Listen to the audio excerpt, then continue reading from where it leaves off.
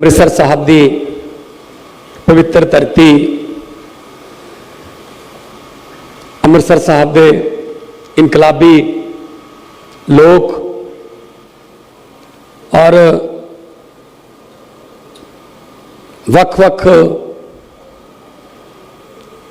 ਕਿੱਤਿਆਂ ਨਾਲ ਸੰਬੰਧਿਤ ਵਪਾਰ ਨਾਲ ਸੰਬੰਧਿਤ ਸਨਅਤਾਂ ਨਾਲ ਉਦਯੋਗਾਂ ਨਾਲ ਸੰਬੰਧਿਤ जिन्ने भी सनअतकार इत्थे पहुंचे ने उन्हां दा स्वागत है। चलिया होया एक कदम साडे सिर मत्थे है। साडे अमृतसर ते अमृतसर दे आले दुआले दे इलाके दे तुहाडे द्वारा चुने हुए MLA साहबान, मंत्री साहबान और स्टेज पे बैठे साढ़े राज्यसभा के MP साहबान, सारे ऑफिसर साहबान, क्योंकि आप पंजाब तो हाँ, आप हर रोज़ एक दूजे को मिलते रहने हैं। सब तो वध धन्यवाद एक चश्मदीद गवाह के तौर पर आप खुद गारंटियां देने वेले नाल सी। अज वो चश्मदीद गवाह के तौर पर अरविंद केजरीवाल जी इत्थे पहुंचे ने कि साडी सरकार जिहड़ी है जिहड़ियां गारंटियां आपां दित्तियां सी वो कर रही है पूरियां जां ना। सो अरविंद केजरीवाल जी तो बहुत बहुत धन्यवाद है कि उन्होंने कल एक बड़ा इतिहासक दिन सीगा पंजाब लई, एजुकेशन सैक्टर च स्कूल ऑफ एमीनेंस छेटा विखे उत्थे उहदा उद्घाटन किया। तो अज इंडस्ट्रीयल जिहड़ा साडे 4 ने इस तरह के एक इनू की कह लीए मिलनी है, तुसी भी बोलते हो असीं भी बोलते हैं। ये पहला अमृतसर साहब दे विच, शाम नूं अज लुधियाने जलंधर, परसों कल नूं लुधियाने ते मोहाली। सो असी ऐसे हाल दे विच आए सी तुहाडे नाल वादे करन कि ऐं कर देंगे ऐं कर देंगे। तुसी भी सोचा होना उवें जिवें कहंदे ने, जिवें दूजे कहंदे ने, वो भी कहंदे हुंदे सी ऐं कर देंगे ऐं कर देंगे। पर असी 1.5 साल बाद ये कहना आया कि ऐं करता ऐं करता आ करता आ करता। आ फर्क है, आ फर्क है। साडे उन्हां दे मैनीफेस्टो हुंदे ने, चोणां तो 1-2 दिन पहलां बनाउंदे ने। वो किवें बनाउंदे ने? दूजियां दे देख के वो कहते 3 लाख नौकरियां देंगे, 4 लाख लिख दो, किहड़ा देनी है। वो कहते 4 रुपए किलो आटा है, 3 रुपये कर दो, किहड़ा देना है। वो दूजियां नूं देख के बनाउंदे है कि वो की कहंदे ने, आपां फिर वो तो वध बड़ा गप मारीए, बड़ा झूठ बोलीए। जद के असी फिगर्स देख के वादे करते हैं, गारंटियां पूरियां हो जाएगियां। आपां बिजली फ्री की अनाउंसमेंट तो कर देंगे, पर बिजली फ्री चाहिए होगी, कर देंगे पूरी। आज बिजली बोर्ड के जिहड़े CMD ने बलदेव सिंह सरा वो बैठे ने, 1 जुलाई तो बिजली फ्री है। तो सरा साहब बिजली तो चलो फ्री है, 80% घरों बिजली का बिल आउंदा ही नहीं, 80-85% घरों, पर तुहाडा तो नहीं पैसा रखिया सी कोई। बिजली बोर्ड की सबसिडी भी असी मौके पर पे करते भी इन्हों घाटा नहीं पैन देना असी।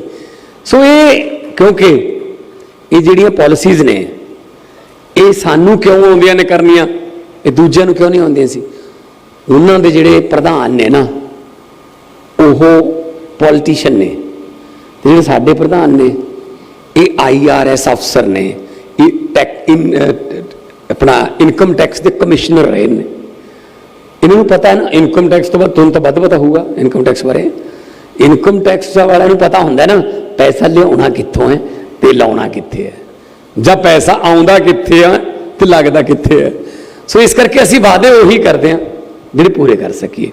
अज बड़ियां अच्छियां गल्लां सुनने नूं मिलियां, कुछ सुझाव मिले, वो सारे असी पूरे करांगे। कुछ इस तरह के सुझाव जिहड़े सानूं नहीं पता सी, पता लग गए, असी इमीडिएटली उन्हां ते एक्शन शुरू करांगे। बॉर्डर एरिए की जिहड़ी आइडेंटिफिकेशन की गल कीती सी कि जदों असी अपलाई करते हैं तो बॉर्डर एरिए में जिहड़ियां छोटां ने ਉਹ ਵਿੱਚ ਅਪਲਾਈ ਨਹੀਂ ਹੁੰਦੀਆਂ, ਉਹ ਵਿੱਚ ਹੀ ਲੈ ਲਈਆਂ ਜਾਂਦੀਆਂ ਨੇ ਤੇ ਬਾਅਦ ਦੇ ਵਿੱਚ ਕਹਿੰਦੇ ਵੀ ਰਿਫੰਡ ਹੈ ਨਹੀਂ, ਕਿਉਂਕਿ ਕਹਿੰਦੇ ਸਰਕਾਰ ਦੀ ਜੇਬ 92 ਹੁੰਦੀ ਹੈ, ਆਉਂਦੇ ਆਉਂਦੇ ਹੀ ਹੈ, ਜਾਂਦੇ ਨਹੀਂ ਉੱਥੋਂ। ਸੋ ਮੈਂ ਸਾਰੇ ਜਿੰਨੇ ਵੀ Anurag ji border area identification ਕਰਕੇ 6 ਬਾਰਡਰ ਦੇ ਜ਼ਿਲ੍ਹੇ ਨੇ ਆਪਣੇ, ਪਠਾਨਕੋਟ ਤੋਂ ਲੈ ਕੇ ਗੁਰਦਾਸਪੁਰ ਤੋਂ ਲੈ ਕੇ ਅੰਮ੍ਰਿਤਸਰ, ਤਰਨਤਾਰਨ, ਫਿਰੋਜ਼ਪੁਰ ਤੱਕ, ਅੱਗੇ ਅਬੋਹਰ, ਫਾਜ਼ਿਲਕਾ, ਤੁਸੀਂ ਇਹਨਾਂ ਦੀ ਆਇਡੈਂਟੀਫਿਕੇਸ਼ਨ ਕਰਕੇ ਉਹਦੇ ਵਿੱਚ ਜਦੋਂ ਕੋਈ ਬੰਦਾ ਫਾਜ਼ਿਲਕਾ ਦੀ ਜਾਂ ਅੰਮ੍ਰਿਤਸਰ ਦੀ ਇੰਡਸਟਰੀ 'ਚ ਆਪਣਾ ਐਡਰੈਸ ਭਰਦਾ ਹੈ ਤਾਂ ਉਹ ਜਿਹੜਾ ਐਗਜ਼ੰਪਸ਼ਨ ਜਿਹੜੀ ਦੇਣੀ ਹੈ ਉਹ ਬਟਨ ਜਿਹੜਾ ਔਨ ਹੋ ਜੇ ਤਾਂ ਕਿ ਪਤਾ ਲੱਗੇ, ਕੰਪਿਊਟਰ ਨੂੰ ਵੀ ਪਤਾ ਹੋਵੇ ਕਿ ਇਹ ਬਾਰਡਰ ਜ਼ਿਲ੍ਹੇ ਲਈ ਅਪਲਾਈ ਹੈ। ਇਸ ਕਰਕੇ ਅੱਜ ਕੱਲ੍ਹ ਤਾਂ ਆਰਟੀਫਿਸ਼ੀਅਲ ਇੰਟੈਲੀਜੈਂਸ ਆ ਗਈ, ਜੋ ਮਰਜ਼ੀ ਕਰ ਲਓ ਕੁਐਸਚਨ। ਸੋ ਉਹ ਵੀ ਹੋ ਗਿਆ। ਦੂਜਾ, ਪਾਣੀ ਦੀ ਇੱਕ ਵੱਡੀ ਸਮੱਸਿਆ ਕਿ ਧਰਤੀ 'ਚੋਂ ਪਾਣੀ ਜਿਹੜਾ ਲੈਂਦੇ ਆ ਉਹ ਇੱਕ ਤਾਂ ਵੈਸੇ ਧਰਤੀ 'ਚੋਂ ਪਾਣੀ ਖਤਮ ਹੋ ਰਿਹਾ ਹੈ, ਦੂਜਾ ਤੁਸੀਂ ਕਿਹਾ ਵੀ ਉਹਦੇ 'ਤੇ ਉਹ ਸਾਨੂੰ ਮਹਿੰਗਾ ਪੈ ਰਿਹਾ ਹੈ। ਸੋ ਇਹਦੇ ਲਈ ਕ੍ਰਿਸ਼ਨ ਕੁਮਾਰ ਜੀ ਇਰੀਗੇਸ਼ਨ ਸੈਕਟਰੀ ਨੇ, ਪਹਿਲਾਂ ਤਾਂ ਇਹਨਾਂ ਲਈ ਮੈਂ ਇੱਕ ਵਾਰੀ ਤੁਹਾਨੂੰ ਕਹੂੰਗਾ ਕਿ ਤਾਲੀਆਂ ਇਹਨਾਂ ਨੇ ਫਲੱਡਸ ਦੇ ਵਿੱਚ ਔਰ ਪਾਣੀਆਂ ਨੂੰ ਕਿਵੇਂ ਖੇਤਾਂ ਤੱਕ ਪਹੁੰਚਾਉਣਾ ਉਹਦੇ ਵਿੱਚ ਬਹੁਤ ਕਮਾਲ ਦਾ ਕੰਮ ਕੀਤਾ ਹੈ। 80 ਪੰਜਾਬ ਵਾਲੇ ਜਿਹੜੇ ਆ ਆਪਣਾ 32-33% ਪਾਣੀ ਹੀ ਨਹਿਰੀ ਪਾਣੀ ਇਸਤੇਮਾਲ ਕਰ ਰਹੇ ਸੀ, ਅਸੀਂ ਹੁਣ ਪਾਈਪਾਂ ਪਾ ਕੇ ਉਹਨਾਂ ਨੂੰ ਜਿਹੜਾ ਹੈ ਉਹ ਲੈ ਕੇ ਖੇਤਾਂ ਤੱਕ 40-40 ਸਾਲਾਂ ਬਾਅਦ ਪਾਣੀ ਦੇਖਿਆ ਲੋਕਾਂ ਨੇ, 35-35 ਸਾਲਾਂ ਬਾਅਦ ਪਾਣੀ ਲੋਕਾਂ ਨੇ ਦੇਖਿਆ। ਸੋ ਕ੍ਰਿਸ਼ਨ ਕੁਮਾਰ ਜੀ, ਧਰਤੀ ਵਾਲਾ ਪਾਣੀ ਬਾਅਦ 'ਚ ਡਿਸਕਸ ਕਰ ਲਾਂਗੇ, ਪਹਿਲਾਂ ਆਪਾਂ ਇਹਨਾਂ ਨੂੰ ਕਿਉਂ ਨਾ ਨਹਿਰੀ ਪਾਣੀ ਜਿਹੜਾ ਪਾਈਪਾਂ ਦੇ ਕੇ ਆਪਾਂ ਇੰਡਸਟਰੀਆਂ ਨੂੰ ਨਹਿਰ ਦੇ ਪਾਣੀ ਦੀ ਜਿਹੜੀ ਉਹ ਕਿੰਨੇ ਚਿਰ 'ਚ ਪੋਸੀਬਲ ਹੋ ਸਕਦੀ ਹੈ ਜਾਂ ਕਿੰਨਾ ਕੁ ਦਾ ਟਾਈਮ ਬਾਉਂਡ ਹੋ ਗਏ ਤੁਸੀਂ ਬਾਈਕ ਲੈ ਹੈ ਜੀ, ਕਿਉਂਕਿ ਵੱਡੀ ਸਮੱਸਿਆ, ਬਹੁਤ ਵੱਡੀ ਸਮੱਸਿਆ। ਆਪਾਂ ਵੀ ਪਾਈਪਾਂ ਪਾਉਣ ਲਈ ਅਸੀਂ ਕੋਈ ਪੈਸਾ ਨਹੀਂ ਲੈਂਦੇ ਕਿਸੇ ਤੋਂ। ਪਹਿਲਾਂ ਸੀਗਾ 90% ਸਰਕਾਰ ਦਾ ਸੀ, 10% ਪੰਚਾਇਤ ਦਾ ਸੀ, ਅਸੀਂ 100% ਹੀ ਆਪਣਾ ਕਰਤਾ, 10% ਕਈ ਵਾਰੀ ਪੰਚਾਇਤਾਂ ਕੋਲ ਪੈਸੇ ਹੁੰਦੇ ਨਹੀਂ। ਸਰ ਇਹ ਇੰਡਸਟਰੀ ਦੇ ਜਿਵੇਂ ਕਲਸਟਰਸ ਹੈ, ਜਿਵੇਂ ਆਮ ਤੌਰ ਤੇ ਸਰ ਡਾਈਂਗ ਇੰਡਸਟਰੀ ਹੈ, ਇਹਨਾਂ ਨੂੰ ਪਾਣੀ ਦੀ ਜ਼ਿਆਦਾ ਲੋੜ ਹੁੰਦੀ ਹੈ, ਪੁਰਾਣੇ ਸ਼ਹਿਰਾਂ ਦੇ ਵਿੱਚ ਵੀ ਹੈ। ਤੇ ਸਰ ਇਹਦੇ ਵਿੱਚ ਸੁਝਾਅ ਵੀ ਆਇਆ ਹੈ ਕਿ ਇਹਨਾਂ ਦੇ ਕਲਸਟਰਸ ਬਣ ਜਾਣ, ਉਹਨਾਂ ਕਲਸਟਰਸ ਤੱਕ ਅਸੀਂ ਨਹਿਰਾਂ ਆਪਣੀ ਲੱਗਦੀਆਂ ਨੇੜੇ ਤੇੜੇ ਸਾਰੇ ਲੱਗਦੀਆਂ। ਸਰ ਕੋਈ ਪੰਜਾਬ ਦੇ ਵਿੱਚ ਇਹੋ ਜਿਹੀ ਜਗ੍ਹਾ ਨਹੀਂ ਹੈ ਸਰ ਜਿੱਥੇ ਨਹਿਰ ਦੀ ਪਾਣੀ ਦੀ ਅਵੇਲੇਬਿਲਿਟੀ ਨਾ ਹੋ ਸਕੇ, ਪਾਣੀ ਦੀ ਅਵੇਲੇਬਿਲਿਟੀ ਹੋ ਜਾਏਗੀ ਸਰ। ਔਰ ਨਹਿਰ ਦਾ ਪਾਣੀ ਜੇ ਆਪਾਂ ਯੂਜ਼ ਕਰਾਂਗੇ ਤਾਂ ਉਤਨਾ ਹੀ ਗਰਾਊਂਡ ਵਾਟਰ ਜਿਹੜਾ ਅੰਦਰੋਂ ਸਰ ਪਾਣੀ ਹੈ ਉਹ ਘੱਟ ਨਿਕਲੇਗਾ। रेट भी सर जो नहरी पानी की जो पॉलिसी बनाई सी सर रेट वो भी सर अंडर कंसिडरेशन है सर, उस पर भी सर विचार करना है सर। ठीक है जी, आने वाले दिनों फिर ਆਪਾਂ ਇਹ ਤੇ ਜਿਵੇਂ ਆਪਾਂ ਖੇਤਾਂ ਨੂੰ ਪਾਣੀ ਦੇਣ ਦੀ ਮੁਹਿੰਮ ਹੈ ਇਸ ਤਰ੍ਹਾਂ ਇੰਡਸਟਰੀ ਨੂੰ ਵੀ ਪਾਣੀ ਦੇਣ ਨੂੰ ਪੈਰਲਲ। ਸਰ ਮੈਨੂੰ ਲੱਗਦਾ ਹੈ ਕਿ ਇੱਥੇ ਜ਼ਿਆਦਾ ਦਿੱਕਤ ਨਹੀਂ ਆਏਗੀ ਕਿਉਂਕਿ ਆਲਰੇਡੀ ਆਪਣੇ ਕੋਲ ਨਹਿਰਾਂ ਹੈਗੀਆਂ, ਜਿੱਥੇ ਜਿੱਥੇ ਇੰਡਸਟਰੀ ਲੱਗੀ ਹੈ ਉੱਥੇ ਆਲੇ ਦੁਆਲੇ ਬਿਲਕੁਲ ਨੇੜੇ ਤੇੜੇ ਉੱਥੇ ਆਲਰੇਡੀ ਨਹਿਰ ਪਾਣੀ ਮਤਲਬ ਮੌਜੂਦ ਹੈ ਸਰ, ਮਿਲ ਜਾਏਗਾ ਜੀ। ਕਨੈਕਟੀਵਿਟੀ ਕਰਨੀ ਹੈ ਸਰ, ਉਹ ਕਰ ਦੇंगे ਜੀ। देखो बिजली बोर्ड ਦੀਆਂ ਬਹੁਤ ਸਾਰੀਆਂ ਸਮੱਸਿਆਵਾਂ ਨੇ, ਪਰ ਖੁਸ਼ੀ ਦੀ ਗੱਲ ਇਹ ਹੈ ਕਿ ਬਿਜਲੀ ਬੋਰਡ ਜਿਹੜਾ ਉਹਦੇ ਨਾਲ ਸਾਡਾ, ਕਿਉਂਕਿ ਇੰਡਸਟਰੀ ਹੈ, ਬਿਜਲੀ ਬੋਰਡ ਦੀਆਂ ਅਕਸਰ ਸ਼ਿਕਾਇਤਾਂ ਚੱਲਦੀਆਂ ਰਹਿੰਦੀਆਂ ਨੇ ਆਪਸ 'ਚ ਇੱਕ ਦੂਜੇ ਨਾਲ, ਪਰ ਅਸੀਂ ਨਵੇਂ ਟਰਾਂਸਫਾਰਮਰ, ਨਵੇਂ 220 kV ਦੇ ਸਬ ਸਟੇਸ਼ਨ, ਜਿਹੜੇ 66 kV ਦੇ ਨਵੇਂ ਸਬ ਸਟੇਸ਼ਨ 6 ਕਰੋੜ ਰੁਪਏ ਈਚ, 66 kV ਦੇ 6 ਕਰੋੜ ਰੁਪਏ ਈਚ ਬਾਈ ਮਈ 2024 ਤੱਕ 18 ਯਾਨੀ ਕਿ 3 ਲੋਪੋਕੇ, ਰਾਮ ਤੀਰਥ ਤੇ ਫੋਕਲ ਪੁਆਇੰਟ ਨਵੇਂ 66 kV ਦੇ ਜਿਹੜੇ ਸਟੇਸ਼ਨ ਨੇ ਉਹ ਤਿਆਰ ਹੋ ਜਾਣਗੇ, ਤੁਹਾਨੂੰ ਮਿਲੂਗੀ ਬਿਜਲੀ, ਤੁਹਾਡੇ ਲਈ ਹੋਊਗੀ। ਫਿਰ ਵੱਡੀ ਗੱਲ ਇੱਕ ਗੱਲ ਕੀਤੀ ਸੀਗੀ, ਚੱਟਾ ਸਾਹਿਬ ਨੇ ਵੀ ਗੱਲ ਕੀਤੀ ਸੀ ਕਿ ਪੁਲਿਸਿੰਗ, 2 ਨਵੀਆਂ ਅਨਾਉਂਸਮੈਂਟਾਂ ਅਸੀਂ ਅੱਜ ਕਰਨ ਲੱਗੇ ਹਾਂ ਪੁਲਿਸ ਨਾਲ ਸੰਬੰਧਿਤ, ਖਾਸ ਤੌਰ ਤੇ ਅੰਮ੍ਰਿਤਸਰ ਨਾਲ ਸੰਬੰਧਿਤ। ਪਹਿਲੀ ਕਿ ਅਸੀਂ ਅੰਮ੍ਰਿਤਸਰ ਦੇ ਵਿੱਚ ਇੱਕ ਟੂਰਿਜ਼ਮ ਨਾਲ ਰਿਲੇਟਡ ਪੁਲਿਸ ਦਾ ਯੂਨਿਟ ਬਣਾਉਣ ਲੱਗੇ ਹਾਂ, ਅਲੱਗ ਵਰਦੀ, ਵਧੀਆ ਚੰਗੇ ਇੰਗਲਿਸ਼ ਸਪੀਕਿੰਗ ਮੁੰਡੇ ਕੁੜੀਆਂ, ਤਾਂ ਕਿ ਕੋਈ ਟੂਰਿਸਟ ਆਵੇ ਉਹਨੂੰ ਇਹ ਵਰਦੀ ਤੋਂ ਹੀ ਪਤਾ ਲੱਗ ਜੇ ਕਿ ਇਹ ਮੇਰਾ ਹੈਲਪਰ ਹੈ, ਇਹ ਮੈਨੂੰ ਕੋਈ ਦਿੱਕਤ ਹੈ ਤਾਂ ਮੈਂ ਇਹਦੇ ਨਾਲ ਗੱਲ ਕਰ ਸਕਦਾ। ਇੱਕ ਟੂਰਿਸਟ ਨਾਲ ਰਿਲੇਟਡ ਪੁਲਿਸ ਯੂਨਿਟ ਜਿਹੜਾ ਉਹ ਅੰਮ੍ਰਿਤਸਰ ਦੇ ਵਿੱਚ ਅਸੀਂ ਉਹਦਾ ਪਾਇਲਟ ਪ੍ਰੋਜੈਕਟ ਇੱਥੇ ਕਰ ਰਹੇ ਹਾਂ। ਤੇ ਅੰਮ੍ਰਿਤਸਰ ਵੈਸੇ ਵੀ ਸਭ ਦੇ ਦਿਲਾਂ ਦੇ ਨੇੜੇ ਆ, ਸਾਡੇ ਵੀ ਦਿਲਾਂ ਦੇ ਨੇੜੇ ਹੈ। 1 ਲੱਖ ਫੁੱਟਫਾਲ ਹੈ ਜੀ ਇੱਕ ਦਿਨ ਦੀ ਸਰ। ਤਾਂ ਫਿਰ ਕਿਉਂਕਿ ਅਸੀਂ ਤਾਂ ਹੋਰ ਵਧਾਉਣ ਲੱਗੇ ਆ ਇਹਨੂੰ, ਤਾਂ ਸਾਨੂੰ ਇਹ ਚੀਜ਼ ਦੀ ਲੋੜ ਪੈਣੀ ਹੈ। ਤੇ ਫਿਰ ਨੰਬਰ 2, ਤੁਸੀਂ ਟਰਾਂਸਪੋਰਟ ਜਿਹੜੇ ਟ੍ਰੈਫਿਕ ਹੈ ਕਾਫੀ ਹੱਦ ਤੱਕ ਕੰਟਰੋਲ ਹੋ ਗਈ ਹੈ, ਪਰ ਹਜੇ ਵੀ ਬਹੁਤ ਸਾਰੇ ਐਸੇ ਏਰੀਏ ਨੇ ਜਿੱਥੇ ਜਾਮ ਲੱਗਦੇ ਨੇ। ਅਸੀਂ ਹੁਣ ਪੁਲਿਸਿੰਗ ਦੇ ਵਿੱਚ ਤੇ ਟ੍ਰੈਫਿਕਿੰਗ ਦੇ ਵਿੱਚ ਆਰਟੀਫੀਸ਼ੀਅਲ ਇੰਟੈਲੀਜੈਂਟ ਇੰਟਰੋਡਿਊਸ ਕਰ ਰਹੇ ਹਾਂ। ਪੰਜਾਬ ਪਹਿਲਾ ਸੂਬਾ ਜਿਹਨੇ ਆਪਣੀ ਨਵੀਂ ਸੜਕ ਸੁਰੱਖਿਆ ਫੋਰਸ ਬਣਾਉਣ ਦਾ ਫੈਸਲਾ ਕੀਤਾ ਹੈ, ਸਿਰਫ ਸੜਕਾਂ ਤੇ। ਔਰ ਉਹਨਾਂ ਕੋਲੇ ਟੋਇਟਾ ਦੀਆਂ ਗੱਡੀਆਂ ਜਿਹੜੀਆਂ ਫਾਈਨਲ ਹੋਈਆਂ ਨੇ, ਵੱਡੀਆਂ ਗੱਡੀਆਂ ਜੋ ਦੁਬਈ ਪੁਲਿਸ ਕੋਲੇ ਅੱਜ ਗੱਡੀਆਂ ਨੇ, ਉਹ ਅਸੀਂ ਉਹਨਾਂ ਨੂੰ ਗੱਡੀਆਂ 129 ਗੱਡੀਆਂ ਦੇਵਾਂਗੇ। ਉਹ ਸਾਰੀਆਂ ਉਹ ਪੁਲਿਸ ਜਿਹੜੀ ਹੈ ਇਕੱਲੀਆਂ ਸੜਕਾਂ ਤੇ ਰਹੂਗੀ। ਬਸ ਹਰ 30 ਕਿਲੋਮੀਟਰ ਦੇ ਰੇਡੀਅਸ 'ਚ ਤੁਹਾਨੂੰ ਗੱਡੀ ਮਿਲੂਗੀ ਗਸ਼ਤ ਕਰਦੀ। ਔਰ ਇਕੱਲੀ ਗੱਡੀ ਨਹੀਂ ਹੋਊਗੀ, ਉਹ ਕੋਈ ਚਲਾਨ ਕੱਟਣ ਵਾਸਤੇ ਨਹੀਂ ਬਣਾ ਰਹੇ ਅਸੀਂ। ਮੈਂ ਪਾਰਲੀਮੈਂਟ ਦੇ ਵਿੱਚ ਸਵਾਲ ਉਠਾਇਆ ਸੀਗਾ, ਮੈਂ ਮੈਂਬਰ ਰੈਫਰੈਂਸ ਸਰਵਿਸ ਦੇ ਵਿੱਚੋਂ ਡਾਟਾ ਕਢਾਇਆ ਸੀ 2019 ਚ, ਹੁਣ ਤਾਂ ਵੱਧ ਗਿਆ ਹੋਊਗਾ। 14 ਬੰਦੇ ਹਰ ਰੋਜ਼ ਪੰਜਾਬ ਦੇ ਵਿੱਚ ਔਨ ਦਾ ਸਪੌਟ ਮਰਦੇ ਨੇ ਜੀ ਐਕਸੀਡੈਂਟਾਂ 'ਚ ਸੜਕ ਤੇ, ਔਰ ਹਾਈਐਸਟ ਇਨ ਇੰਡੀਆ। 14 ਨੂੰ ਕਰ ਲਓ, 3 ਨਾਲ ਗੁਣਾ 420 ਹੋ ਗਏ, ਤੇ ਉਹਨੂੰ 12 ਨਾਲ ਗੁਣਾ ਕਰ ਲਓ, 52-5300 ਬੰਦਾ ਮਰ ਜਾਂਦਾ ਜੀ ਇੱਕ ਸਾਲ 'ਚ, ਜਿਹੜਾ ਕਿ ਬਚਾਇਆ ਜਾ ਸਕਦਾ। SSF ਸੜਕ ਸੁਰੱਖਿਆ ਫੋਰਸ ਇਸੇ ਕੰਮ ਤੇ ਹੋਊਗੀ ਕਿ ਕੋਈ ਟਰੱਕ ਖੜ ਗਿਆ, ਉਹਨੂੰ ਚੱਕ ਕੇ ਸਾਈਡ ਤੇ ਕਰਤਾ, ਉਹਨੂੰ ਟੋ ਕਰਕੇ, ਕੋਈ ਕਿਤੇ ਐਕਸੀਡੈਂਟ ਹੋ ਗਿਆ ਉੱਥੇ ਪਹੁੰਚ ਗਏ, ਉਹਨਾਂ ਕੋਲੇ ਹਰ ਫੈਸਿਲਿਟੀ ਹੋਊਗੀ, ਫਸਟ ਏਡ ਤੋਂ ਲੈ ਕੇ ਉਹਨਾਂ ਕੋਲ ਗੈਸ ਕਟਰ ਤੱਕ ਹੋਣਗੇ ਕਿ ਕਿਸੇ ਦੀ ਜਾਨ ਬਚਾ ਸਕੀਏ।